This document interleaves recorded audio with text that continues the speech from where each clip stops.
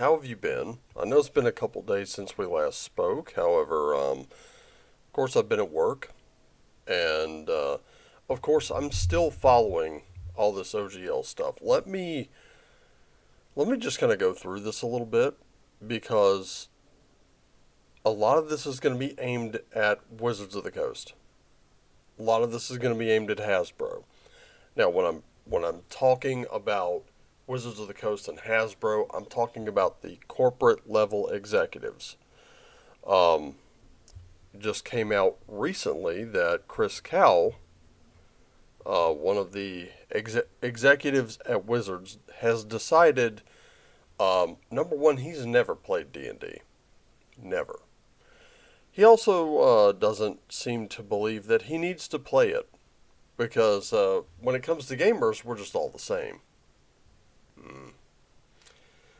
All right, it's time I now I'm addressing Chris directly and Cynthia Williams too because she's taken a largely hands-off approach to this whole thing, and I think maybe her hands need to be on it a little more.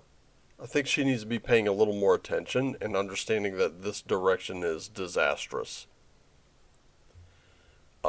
It's time to quit kissing up to, the corporate bigwigs around you. It's time to start looking at your customer base. The ones that bring in the revenue. Because without us, you're a floundering brand. And let me tell you what I mean by that. Here's how. Okay, so to WoTC and Hasbro execs, here's what I'm going to offer you. Do you want to get a lot of people back? Well, then, the mea culpa um, around your recent snafu with the OGL. Let me tell you how you do that. You do a few different things. Number one, scrap this whole thing. Like seriously, because many of us, myself included, have come to a hardline stance that we're not giving up on. OGL version 1 from the 1990s, or not the 1990s, the 2000s, I'm sorry. The original OG OGL. Revise only to include the word irrevocable. That becomes your OGL 1.0C. This is the only change that needs to be made. And then you release it. You release it with your apologies. Honest apologies. We got it wrong. We knew what we were doing. We knew what we were doing was wrong. We went at it. It was the wrong move on our part. We are deeply sorry. We never should have done that. You guys were absolutely right. You win. We're sorry we disrespected you. We're sorry that we followed a company directive that treated you like a wallet and not as a player, not as a customer. Because I'm going to show the next steps that I'm going to give you are very simple steps. On top of that, you go from, let's say, the bad guy in this situation to maybe you're the good guy. And as long as you stay that course, you will win a lot of trust back. You may even win some people that said, I'm done, I'm walking away permanently. And here it is. All right, so after the release of the OGL 1.0C, the next thing you do is in every HeroQuest box, you include a copy of the basic D&D rules. What this does is it ties HeroQuest into D&D. So now when someone picks up a HeroQuest board game and they have those 2 or 3 expansions, then what you do is you start making tie-in expansions. Make those tie-in expansions, and eventually someone's going to be like, is D&D just dungeon crawling? Because where are these open worlds? And you can start by advertising the 3 core rule books. The 3 core rule books and you can even mention this in the 3 core rule books. So you send out new revised versions of the 5e core rule books, which in themselves are serviceable. Maybe they need a little work to kind of, do that, kind of temper that power creep a bit.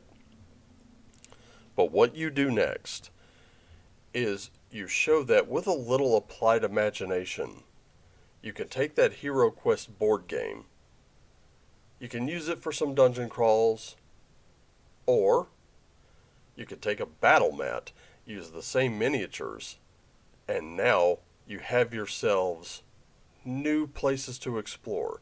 You have new hex maps, so on and so forth. Your box sets could be made reverse compatible with these miniatures. And then the miniatures you sell can be also compatible with HeroQuest. This provides some interoperability between 2 different brands of things that are basically clones of each other. Now, here's where it's going to get really fun. Literally release every edition of D&D from original to advanced 2nd edition. Chop out that warning, because the warning you're putting in there, that bioessentialism that you keep getting accused of, it's not there. It's just balancing game mechanics, and that's it. That's all. WoTC, what you really need is you need a full 180 turn, and you need it now. I know you're sitting there looking through the feedback on, what was it, 70,000 plus pieces of feedback you got on this new OGL. But that morality clause is starting to divide people.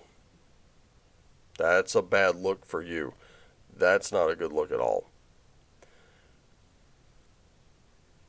Look at the 40,000, I'll say 40,000 plus subscriptions that have been canceled to D&D Beyond. D&D Beyond is a secondary thing. That is just another means to an end. Wizards, I didn't see you going this hard at battle mats. Battle mats with Jenga blocks, battle mats with, dry erase markers and stuff like that. I didn't see you going that hard at that. Really, what is the difference here? Because if it's animations, Wizards, that's not going to do you any good. Just letting you know.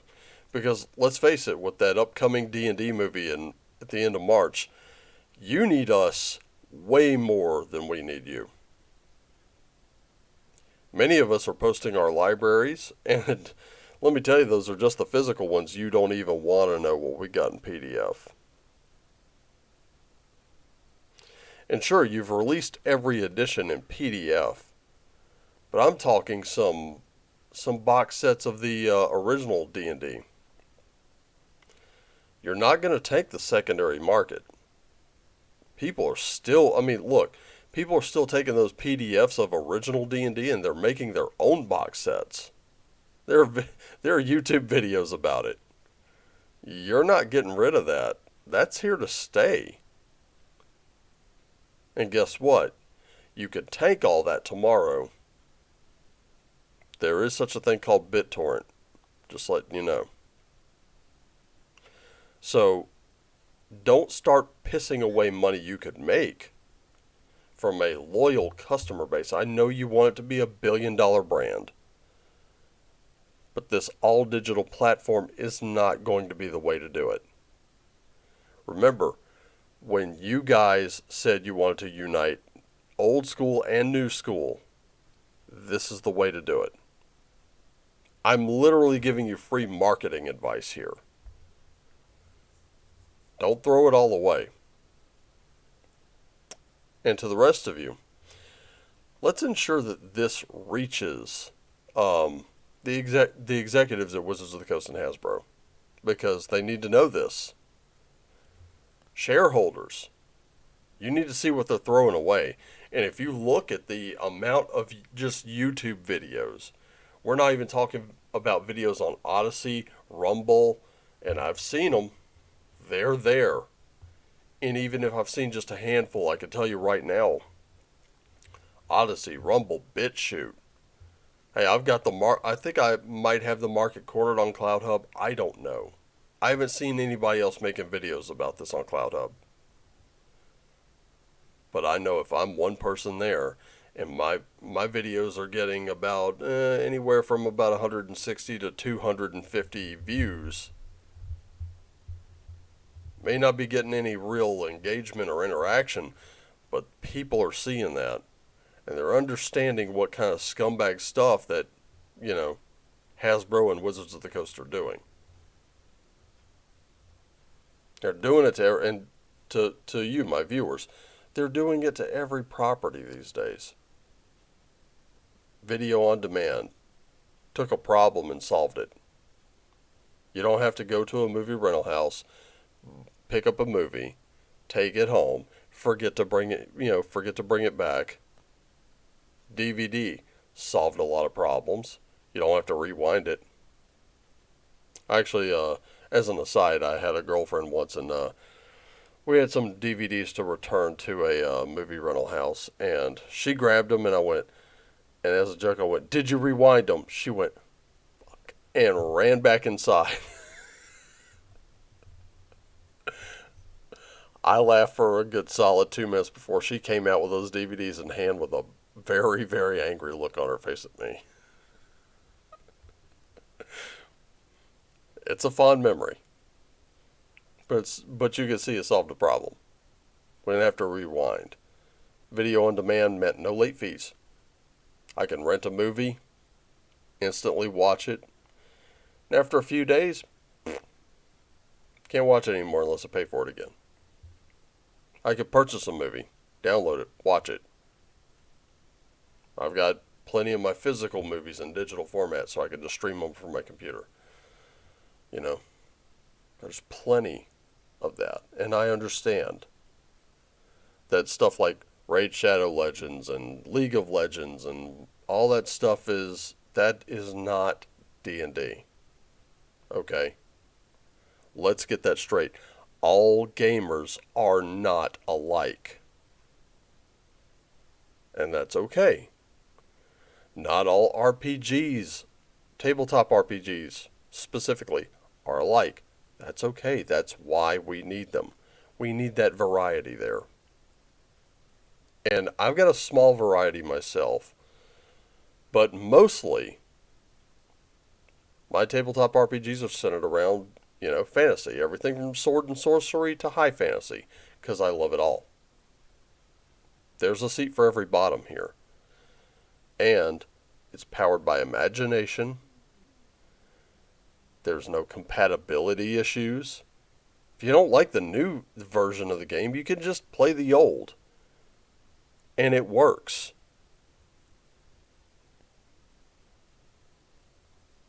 That's just the hard, honest truth of it. Another thing you should know, let me tell you just a quick story. A story of a company that I used to work for. This company, when I started with them, the tests and all the computer learning modules, they went on in detail about some things I had no idea this company would actually start kind of like trying to drill into my head. And I thought, I had a pretty good mental framework for what this company was going to be like when I walked in at the store level. But when I started getting more into it, I realized there were layers and layers and layers I was a complete noob at some of this stuff. There were resistors, capacitors, diodes, LEDs, potentiometers. And I had to learn what all this stuff did. That was a lot of information to pack into here. But I packed it in. And then it was probably about maybe 6-7 months afterwards, our CEO at the time comes on over the TV. We were sent a disc, and we popped that disc into a DVD player, and all over the TVs, all over our display units. Here he is. He's on vacation in this very sunny, tropical part of the world, telling us we're undergoing a rebranding, and we're changing direction. So instead of all this stuff over here, well, now we're going to be focused on this. And this is why. Because this is the way forward. This is the way of the future. And the company in question was called RadioShack. And we went from a parts, batteries, and accessories model, which, let me tell you something, profits were through the roof. We went towards cell phones, netbooks. I'm sure some of you remember that short-lived device. Laptops, then tablets and MP3 players, and then cell phones became more and more integrated, and well, tablets became a little smaller and cheaper, and then suddenly the profits weren't there anymore because those end products, they didn't net much in the way of profit. For example, a pack of batteries will cost the store 50 cents. We sold you, I think it was like 4 for 10. 4 packs of batteries, $10. So like $2.50 a pack. We made $2 in profit off every one of those packs of batteries sold. And that meant for every pack of batteries sold at $2.50, we could order 5 packs of batteries off of 1 pack of batteries sold. 1 to replace it, 4 more behind it. If we sold you an iPod, we made $5. That's it. That was the profit margin. Can't buy another iPod with that. And that's why they tried to also like upsell you on, cases, screen protectors, extra pairs of headphones, etc., etc. Because that's where the profit was. And they took some bad directions with it. Also, we were getting our butts kicked on parts and tools and stuff by sites like Deal Extreme. The Postal Service, for some reason, gave China favored nation status. They got really low rates. You had to wait a couple months for your parts to come in, but hey, between waiting a couple months and then paying the high margins with us, depending on how quick you needed it. But it was bad decisions, a lot of bad decisions, and a lot of bad business deals.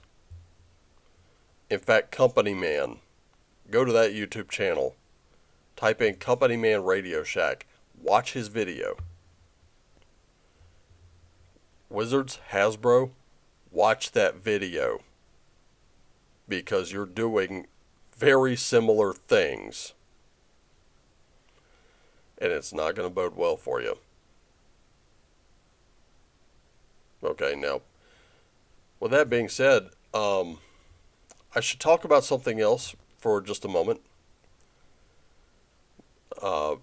because this is getting overshadowed by the whole Wizards Hasbro thing.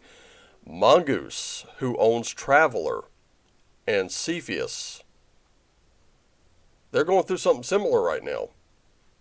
Mongoose wants to update to a second edition of Traveler, and they want everybody on board. They're trying to do this licensure thing too.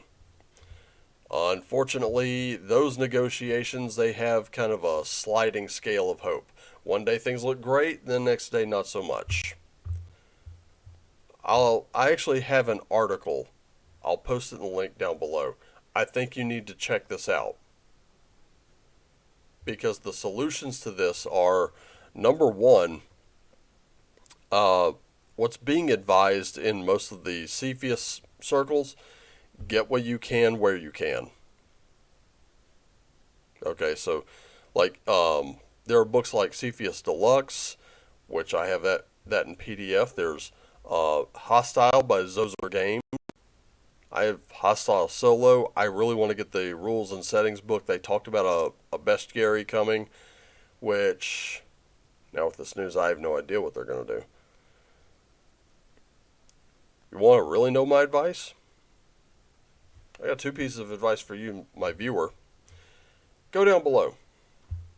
Go into the description. I'm serious. Grab all the free stuff. All of it. Just grab it all. Then go to Big Geek Emporium and Drive Through RPG. Grab all the free stuff there too, whether you need it or not. Grab it all. Sort it out later. Troll Lord Games. Go to that site, and if you're a 5th edition player or a 5th edition DM, grab all the 5e books. They're $10. Just grab them all. You're looking at $40 for the entire set, y'all. Amazing Adventures for 5th edition. City of Gaxmore. Player's Guide to Aird. Monsters and Treasures Guide to Aird. Great way to kind of introduce that setting. I say do it. Later on, you can grab Codex of Aird, and then you could play a 5th edition version of the Aird setting. It's worth it. Go to Elflayer Games. Grab the Night Shift books. While you're there at Elflayer Games, don't forget their code for 40% off. Doomsday 40. Don't do what I did on the Saturday morning live stream. I ordered the Night Companion and didn't use the code. And Jason was there. Oh, I don't know if I can refund you. My mistake. My mistake. Not his. Don't worry about cleaning up my mess. I made the mess. I can deal with it. Use Doomsday 40 and get 40% off of your sale. Here's the thing. I'm not getting any commissions. I'm not being paid to advertise for those two companies. Those are just two companies I believe in. Why? Because I have their product. I've looked through it. I've read some of it. I absolutely love it. Amazing Adventures is multi-genre. You can do anything. Want to do sci-fi? Do sci-fi. You want to do fantasy? Yes, you can still do fantasy. You can do sword and sorcery. Do you know what pulp actually means? It means multi-genre, and that's what Amazing Adventures is. It's multi-genre. It picks a few and does it really well. I still recommend it all the way. I love that book. I think it's great. Another one I recommend that's multi-genre. Go anywhere, do anything. Savage Worlds. This one book, or Amazing Adventures, or Genesis, you can literally just build your own role-playing game. In fact, there's one that is called Gateway. Gateway is like a very, very little-known game. You could build your own game with that. I recommend checking it out. Basic fantasy. Castles and Crusades has free player's handbook, free Monsters and Treasures guide. Go to their bag of holding section, download everything there, and you have everything you need to play Castles and Crusades for the rest of your life. Absolutely free. I'd still recommend buying the books, though, because they are beautiful. They're gorgeous. There's a sale on Drive Through RPG on Chalt books right now. You can get Chalt for like $10. You can get Fuchsia Malaise for $15, and then Chartreuse Shadows for like another $10. You're looking at $35 for 3 PDFs. They're great. And if you want the hardcovers, I think it'll run you about $160 for all 3 hardcovers. And let me tell you something, they're worth every penny. Holy crap. Let's see Wizards of the Coast do that. Make books like that. They're going to charge you $150 for the 3 core rule books unless you find them somewhere else even cheaper. Up to you. But here's my biggest piece of advice. Go through, like I said, go through and just grab all the free stuff. Find what you love and get that. Play that. Encourage your friends, family, relatives. This is the kind of stuff that can bring people together. That's what it should be. Understand that, Wizards? Understand that, Hasbro? That's what it should be. At its core, this game should bring people together. Stop trying to divide us. And one more thing I'll say about this morality clause. Here's my problem with it. Wizards of the Coast was not going to tell you about this new license. The ones they did tell, they cut sweetheart deals. They kept it all under wraps. If you're a writer, you publish your own stuff for 5th edition, and you were looking to move it, roll that into 6th edition, you are going to be notified until maybe 10 days before. And then you would only have like 30 days notice. And if you're the type that, like some I know, they stock these books in their garage. They have these PDFs up on DriveThruRPG and Big Geek Emporium. You would have had 30 days to go through your entire back catalog, scrubbing everything else out, revising it all, and then re-releasing it. Or you'd have been told to cease and desist. You'd have had to pull all the PDFs down, and you'd have had to pulp all your books. You'd have been out money. Then when they got caught, because it got leaked, then they came out with the most petulant response ever. Then when they got called on it, of course they canceled their announcement. Oh, we got a big announcement. Your questions will be answered soon. No, they weren't. Because they got caught. They kept the silence for too long. When they finally broke the silence, it was petulant. It was childish. It was petty. Then when they came back, there was a little bit, there was an apology. But again, was it really? And then when they released this new OGL proposal, the actual draft, and all the while they've been lying about that 1.1 being a draft. It's pretty much the same thing, addressing concerns that were never concerns. Same thing. The only problem is they want to be the sole arbiter on what is hateful, on what is obscene. See what I'm saying? Meanwhile, nothing for 5th edition has ever been produced that has ever been hateful, obscene, harmful, blah, blah, blah, blah, blah. And look at the people who are actually fighting. Oh, there's absolutely zero reason to be against this OGL now. After all the lying? After the violation of trust? Really? There's zero reason. And look how they're framing it up. Even if you have the most reasonable and logical of arguments, you are nothing more than a hate monger who wants to see hateful, bigoted content produced for this game. I can't make that up if I tried. That's the way it is. But go get what you love. Go play what you love. It's never too late to start learning. If you've ever just held a passing interest in it and you want to get back into it, or you want to get into it in the first place, now's a good time. Plenty of new stuff coming out. Plenty of people like going through their entire back catalogs and editing this because they don't trust Wizards. Not only that, if you have it in PDF, they're updating you. They're updating you for absolute free. Wizards, that's how some people keep customers. They make loyal customers, they keep loyal customers.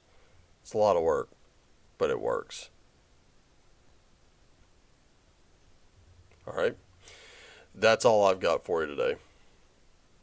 Thank you for listening to me ramble on for 30 minutes. I know you've listened to me ramble on longer, but that was a lot to have to get out there. Alright, love you all. I want you to take care of yourselves and each other. I want you to play what you love the most, play what lights you up, and as always, play on. See ya.